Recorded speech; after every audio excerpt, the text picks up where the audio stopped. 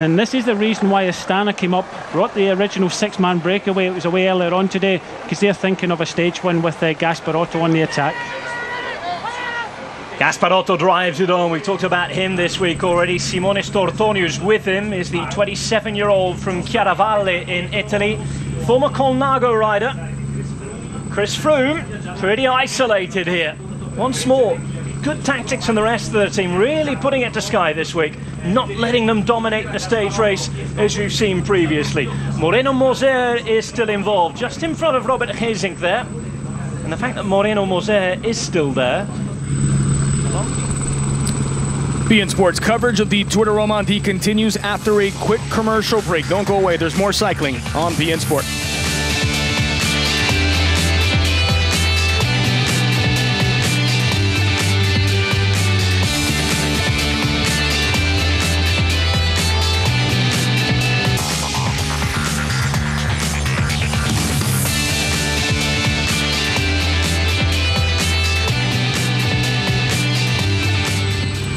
Approaching the final 16 kilometers, 10 miles of Stage 3, Day 4 from the Tour de Romandie. And a quick reminder, for more on cycling and all of the events we cover on beIN Sport, please visit the website beinsport.tv. You can also reach out to us via Twitter. Follow us on the English side at beIN Sport USA. In Spanish, ES beIN Sport.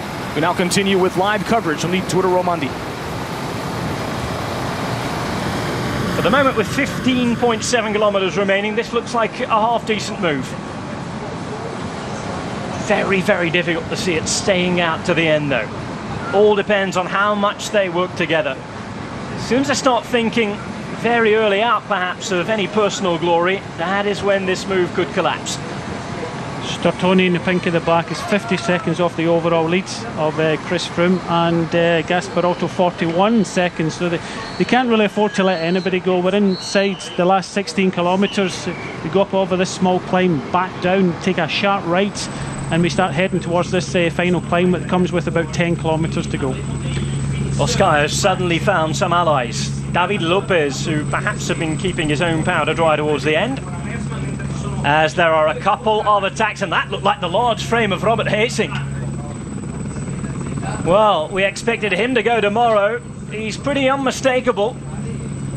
With him is the BMC rider Dominic Nertz, who was involved towards the end. In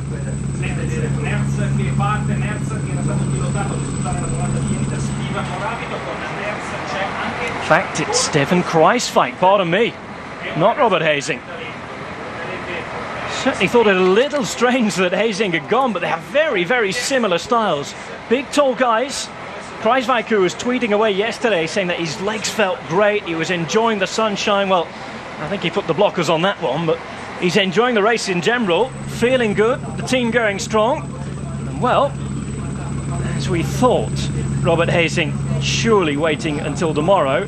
Kruijswijk getting involved with Dominic Nertz, another fast man, if it could be involved with a select group at the end. As far as the overall is concerned, Kruijswijk just 31 seconds back. In fact, he is the second best placed Blanco rider.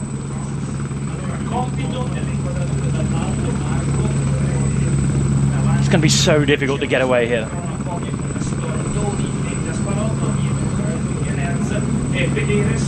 Big right turn here. Not too far away from the final climb. And the last climb, this is uncategorized in this race, peaks out at 10.5 kilometers to go. There's Dominic Nertz and Stefan Kruijswijk. Again, there's that very similar frame and pedaling style to Robert Geesink. Big, tall, lean guys. Blanco still need results here, remember. If it gets to the Tour de France and they still haven't got a sponsor, then they're in trouble next year, Brian. Yeah, for sure. They started the year very, very well with Schlachter winning the Tour Down Under. They're just about to be brought back. Kruijswijk 31 seconds off the overall lead, so it's important that Team Sky don't let him go anywhere. He was in the break earlier on today, so really testing himself out and in the action in the final of this event, and also right from the start being in the original six-man breakaway, so he's obviously testing himself. Out of the back, Cameron Wurf. Just as you said, one of those Australian riders who just seems to go under the radar a little sometimes, being in the Cannondale team. He's certainly worth every bit of his contract as such a hard worker for Cannondale.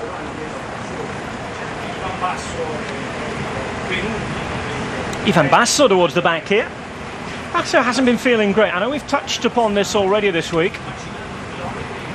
He was a man who was gossiping away at the breakfast table this morning, talking about the possibility or not of climbing to Col de la Croix tomorrow. Get the feeling that he might like to avoid it in his current form.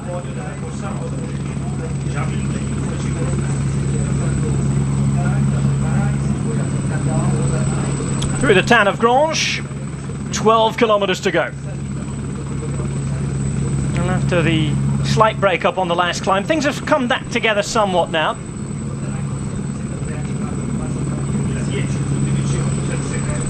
Sky with 3 men at the front. Alejandro Valverde also with a lieutenant there.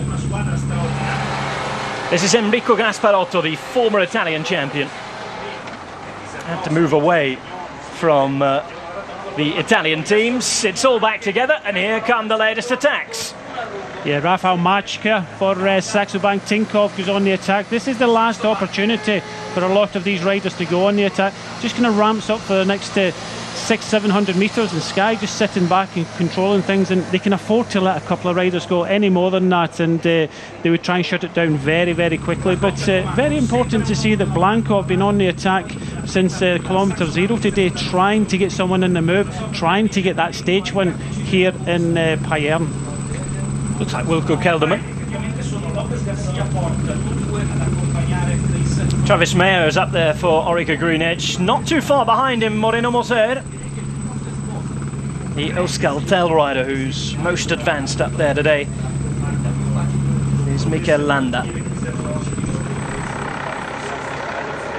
David Lopez at the front of the peloton.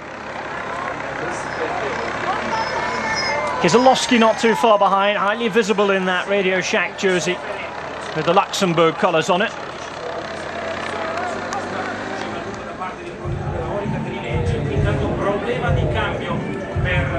Problems for Brent Buchwalter there. Oh, and we've had a rider on the ground, Sylvester Schmid. We saw him hanging out at the back of the peloton. Not on his day. He's a rider you expect to certainly be at home in the hills and mountains, the former Liquigas man.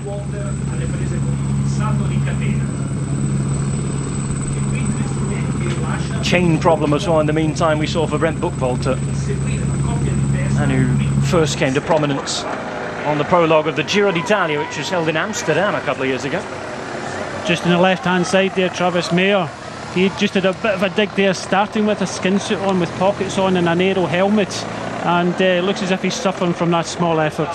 Here's Moreno Moser on the attack. We thought he might give it a try. He's being followed by one of the Agir Desert riders at the moment. Yeah, he's with very good company there, AG2R rider, very good Colombian climber, Betancourt, trying to come across to the two riders in front. Again, Radio Shack trying to do something. This is the worst of the climb over. Kind of drags up over the top for the next 200-300 metres. So it looks as if it is going to come back together, and we're going to see another bunch kick here in Payerne. The last time we were here, Robin McEwen won the stage.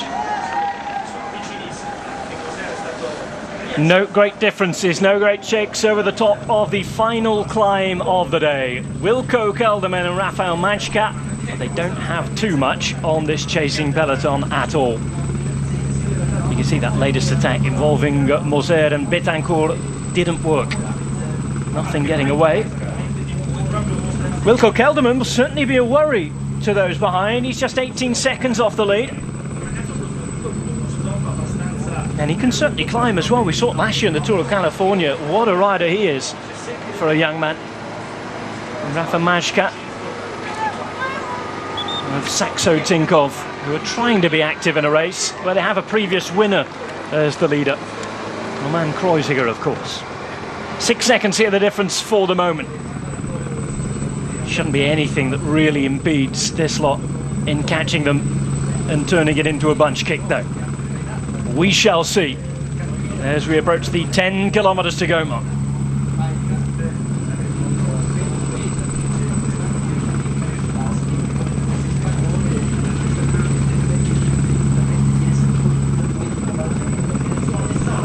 1:15 there is Jose Serpa. And now Adriano Malori, who will have a go. And he's going to be followed straight away by, I think it's Tony Martin.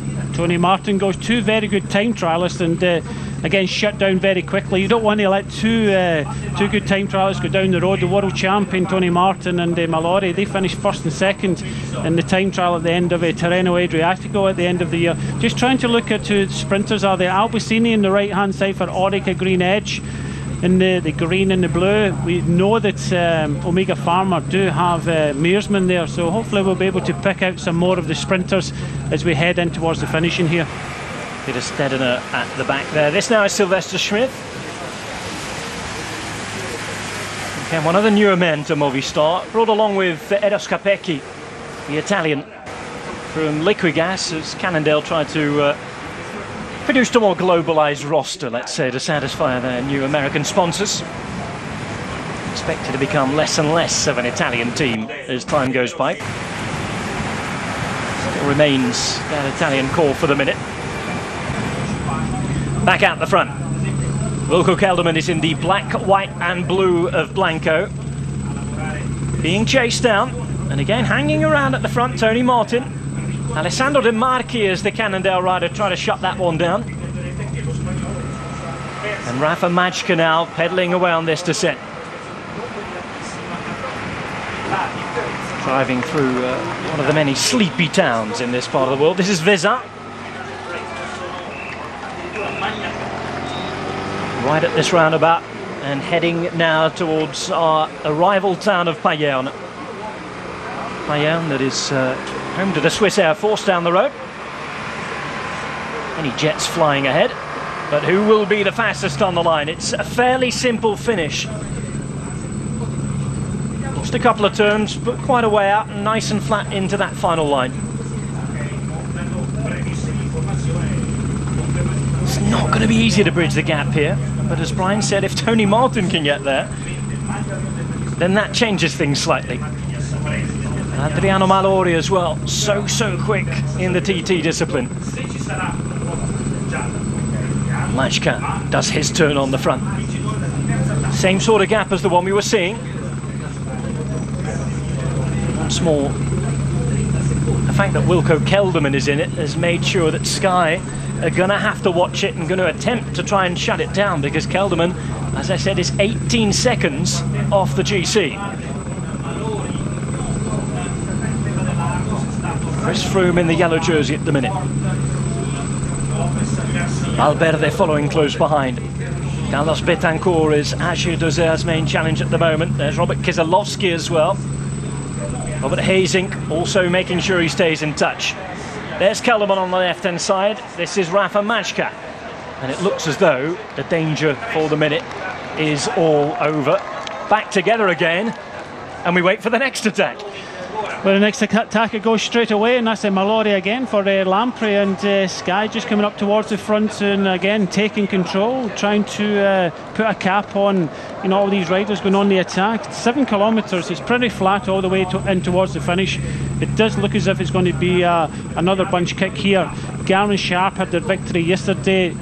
Omega Pharma's Quick Step had the victory the other day, and Sky have had their victory. So 3 teams with a victory in this race so far. It's up to the other teams. If they want to win this race, they have to go on the attack. Otherwise, they'll have to take their luck in the sprint. Adriano Malori, former Italian time trial champion. He's not going to worry those in front too much. He's 4 minutes off GC. He is a top time trialist, but it is so difficult to stay out in front when you have a huge bunch chasing on behind. You'd think it's now time, when we get to about the 5 kilometre mark, that Omega Pharma Quick Step will start to come up towards the front. They want to bring it all back together. Just looking around to see if any of the other sprinters are in there, but for me, Mearsman should be the best place. After his first stage win, I think Mearsman should be the favourite coming into the finish here. Gianni Mearsman, well placed, has teammates around him. One of those is Tony Martin, the other is Peter Velets. There's Thibaut Pinot, just interested in finishing safely in the bunch. No sign at the moment